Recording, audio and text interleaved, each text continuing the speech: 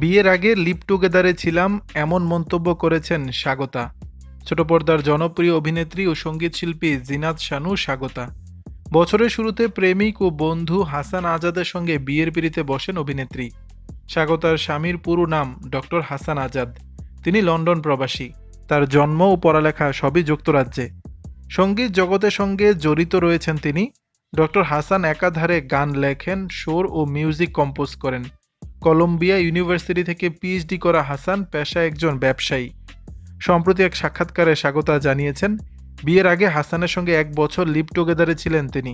সেখান থেকেই দুজনে সিদ্ধান্ত নেন বিয়ের। স্বাগতা বলেন, আমি আর হাসান 1 বছর লিভ টুগেদার করেছি। তারপর দুজন দুজনকে পার্টনার হিসেবে পছন্দ করেছি। অভিনেত্রীর ভাষায়, তাদের লিভ টুগেদারের সিদ্ধান্তে পরিবারের কোনো সমস্যা ছিল না। তিনি বলেন, আমরা যখন লিভ টুগেদার করেছি আমাদের দুজনের বাবা মায়ের পক্ষ থেকে কোনো সমস্যা ছিল না। এমনকি আমার ভাই বোনও বলেছে, কেউ যুক্তরাজ্য থেকে আসলো, তুমি বিয়ে করে ফেললা, এরপর জীবনটা শেষ হয়ে গেল, তার চেয়ে ভালো একসঙ্গে থেকে দেখো সারা জীবন থাকতে পারবে নাকি, তারপর সিদ্ধান্ত নিও। স্বাগত আরও বলেন, সমাজও আমাদের বিষয়টা মেনে নিয়েছে। প্রথমে একটু সময় নিয়েছে, কিন্তু পরে বিষয়টা স্বাভাবিক হয়ে গেছে। আমি মনে করি আমাদের সমাজও পরিবর্তন হচ্ছে। ডিভোর্স নর্মালাইজ হচ্ছে, লিভ টুগেদারও নর্মালাইজ হবে।